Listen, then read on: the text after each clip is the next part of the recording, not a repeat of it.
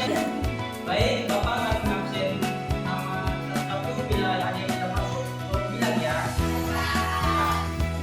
Alvinandi, Pak Ilham, Michael, Vita, Magdalena, Marinda. Kali ini kita akan belajar tentang istihad. Mungkin adik-adik sekalian ada yang tahu istihad itu apa?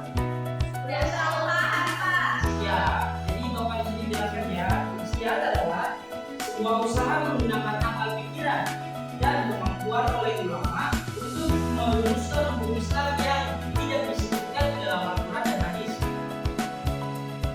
Oke anak-anak, lebih jelasnya lagi Bapak akan tampilkan video di layar tancap ini agar kalian mungkin lebih mudah paham dengan metode.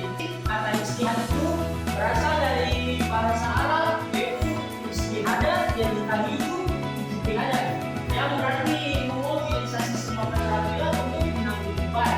Dengan kata lain, istihad itu dilakukan ketika ada pekerjaan yang sudah dilakukan. Contohnya ada suatu hukum yang tidak tertulis dalam Al-Quran dan hadis, maka itu bisa menggunakan metode istihad. Secara linguistik, pengertian istihad adalah mencurahkan pikiran yang sudah usul-usul. Sementara menurut istilah, arti istihad adalah proses pembentukan percaya dengan mencurahkan semua pikiran dan energi yang disebut usul-usul.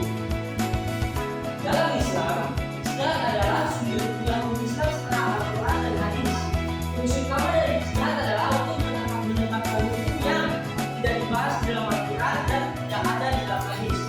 Orang yang melakukan istihad disebut mujtahid, di mana orang tersebut adalah ahli dan dalam Al-Quran dan hadis. Nah, kita masuk ke materi fungsi istihad. Menetapkan hukum yang sebelumnya tidak diatur secara rinci dalam Al-Quran dan hadis, seperti yang tadi sudah dipaparkan oleh materi bahwa istihad itu dilakukan kalau tidak ada hukum di dalam Al-Quran dan hadis. Menyelesaikan persoalan-persoalan baru di masyarakat. Contoh persoalan-persoalan baru di masyarakat. Dulu zamannya Nabi kan nggak mungkin lagi bisa rokok, jadi nggak mungkin kita bisa menetapkan rokok itu hukumnya apa. Nah, kita masuk ke proses istihad. Kita masuk ke manfaat istihad. Yang pertama, ketika umat Islam menghadapi masalah baru, maka akan diketahui hukumnya. Seperti para ulama yang menentukan hukum baru yang tidak ada di Al-Quran dan hadis. Yang kedua, menyesuaikan hukum yang berlaku dalam Islam sesuai dengan keadaan, waktu dan perkembangan zaman. Seperti yang tadi Bapak sudah jelaskan tentang kaitannya narkoba dan hukuman. Yang ketiga, menentukan dan menetapkan fatwa atas segala permasalahan yang tidak berhubungan dengan hal-hal haram. Yang keempat, menolong umat Islam dalam menghadapi masalah yang belum ada di Islam. Kita masuk ke syarat-syarat istihad adalah mujtahid. Yang pertama, ketika kalian ingin menjadi mujtahid, harus memahami tentang ayat dan sunnah terkait dengan hukum. Yang kedua, harus memahami berbagai masalah yang terjadi. Istihad itu dibagi menjadi beberapa macam. Yang pertama yaitu ijma. Ijma adalah suatu kesepakatan para ulama yang menetapkan hukum agama Islam berdasarkan Al-Quran dan hadis dalam suatu perkara. Hasil dari kesepakatan para ulama tersebut berupa fatwa yang dilaksanakan oleh umat Islam. Yang kedua, qiyas. Qiyas adalah suatu penetapan hukum terhadap masalah baru yang ditentukan sebelumnya, namun mempunyai kesamaan seperti manfaat, sebab, bahaya dengan masalah lain sehingga ditetapkan hukum yang sama. Yang ketiga, maslahah musalah. Maslahah musalah adalah suatu cara penerapan hukum berdasarkan pada ketentuan dan ketentuannya. Tujuh, istisar adalah suatu tindakan menguliakan suatu hukum pada hukum lainnya karena ada dari syariat yang dimaksud. Nah, kita masuk di pembahasan yang cukup penting ya. Hukum yaitu hukum istihad.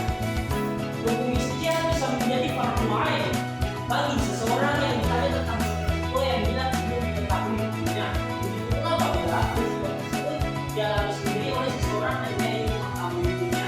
Yang kedua, hukum istihad bisa menjadi fardu kifayah bagi seseorang yang ada tentang suatu peristiwa yang tidak sementara masih ada peristiwa lain selain dirinya. Yang ketiga, istihad bisa menjadi sunnah dan istihad terhadap suatu peristiwa yang belum terjadi baik misalnya maupun tidak. Yang keempat, istihad bisa menjadi haram pada perkara yang telah ditunjukkan oleh nas atau yang telah ditetapkan oleh ijma sahabat. Oleh karena itu tidak boleh beristihad dalam masalah seperti itu. Dalam masalah akidah ibadah yang telah dijelaskan dan disepakati oleh ulama. Oke, tadi sudah Bapak jelaskan materi-materi tentang ijtihad. Selanjutnya Bapak ingin membagi ayat menjadi beberapa